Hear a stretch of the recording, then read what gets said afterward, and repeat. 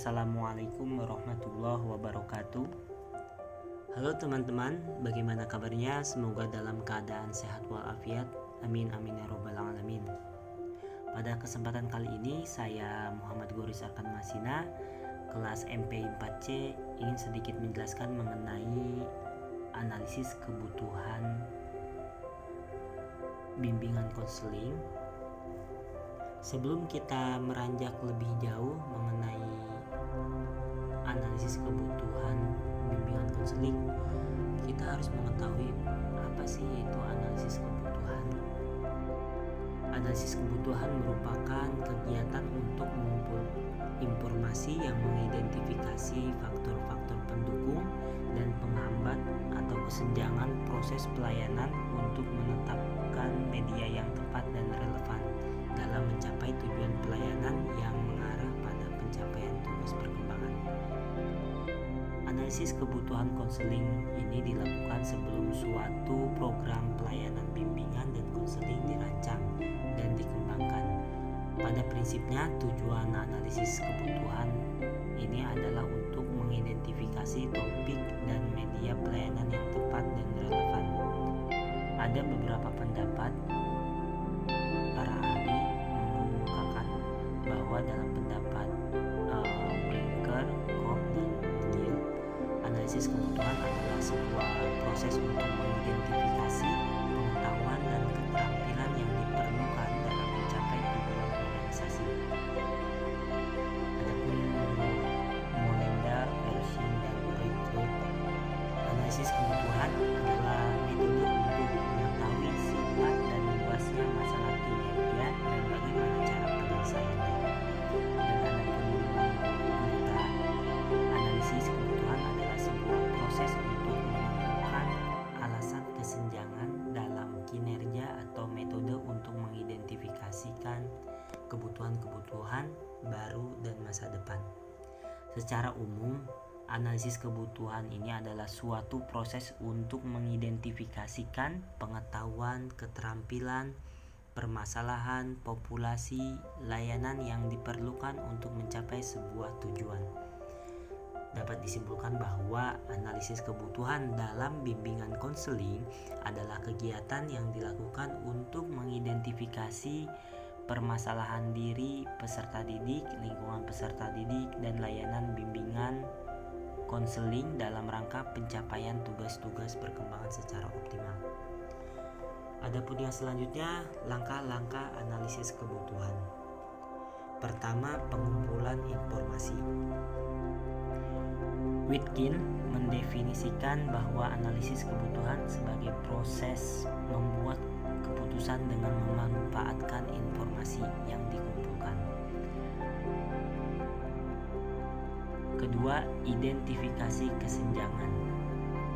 Dalam identifikasi kesenjangan ini ada langkah-langkah kesenjangan yang terdiri dari input, proses, produk, output, dan outcome.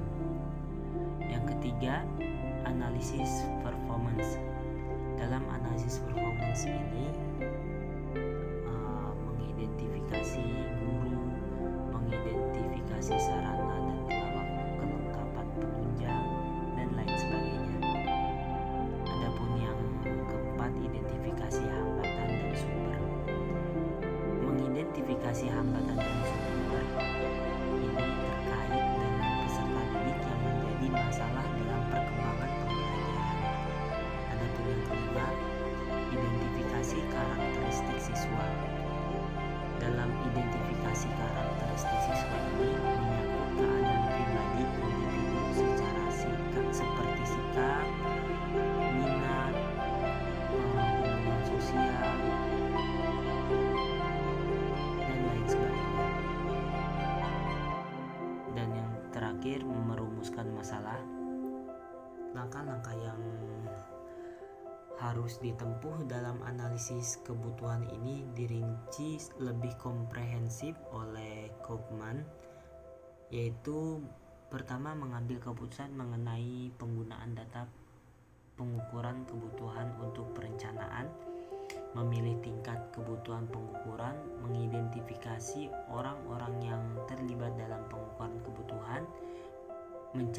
kesepakatan dengan orang-orang yang terlibat dalam pengukuran tentang partisipasi mereka, mencapai kesepakatan tentang tingkat pengukuran kebutuhan dan perencanaan, mengumpulkan data, membuat daftar kebutuhan yang telah diidentifikasi, menyusunkan prioritas kebutuhan, merekonsiliasi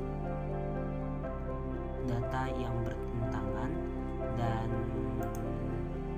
mencapai kesepakatan dengan orang-orang yang terlibat dalam pengukuran kebutuhan tentang kebutuhan-kebutuhan yang diprioritaskan. Adapun yang selanjutnya mengenai pelaksanaan analisis kebutuhan.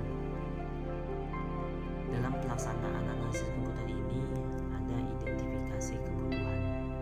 Identifikasi kebutuhan bimbingan konseling merupakan kegiatan mengelompokkan masalah-masalah yang berkaitan atau yang ada pada peserta didik.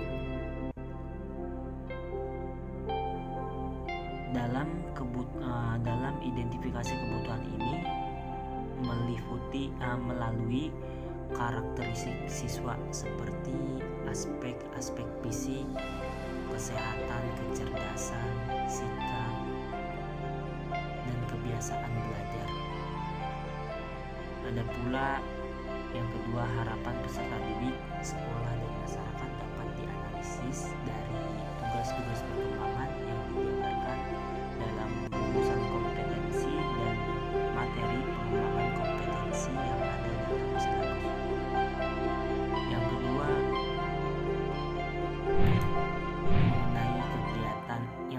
mengenai kegiatan analisis kebutuhan. Dalam analisis ini, pengukuran kebutuhan merupakan kegiatan yang penting dalam menyusun program bimbingan di sekolah. Klein dan Bridge menyatakan bahwa pengukuran kebutuhan perlu dalam penyusunan program karena pengukuran kebutuhan akan memfokuskan perhatian perencanaan program kepada masalah-masalah yang penting. Ini akan membantu perencanaan program, menyusun rencana penggunaan dan pengelolaan waktu serta sumber-sumber secara efisien. Yang kedua, pengukuran kebutuhan memberikan dasar pengesahan bahwa perhatian perencanaan program hanya kepada kebutuhan tertentu. Yang ketiga, pengukuran kebutuhan memberikan informasi dasar untuk pengukuran perubahan performasi siswa. Hal ini dikuatkan oleh pendapat Rousseau menyatakan bahwa pengukuran kebutuhan dipandang perlu dalam menyusun program bimbingan konseling karena hasil pengukuran kebutuhan membantu pembuatan keputusan, menyusun rancangan program, mengembangkan, melaksanakan, dan menilai program bimbingan konseling. Dari pendapat yang tadi telah dipaparkan oleh Rousseau bahwa dapat digarisbawahi, pengukuran adalah kegiatan penting dalam penyusunan program. Oleh karena itu, maka pengukuran kebutuhan menjadi kegiatan yang tidak boleh ditinggalkan atau wajib dilaksanakan dalam penyusunan program. Maka keakuratan dan kesinambungan proses pengukuran kebutuhan perlu diperhatikan.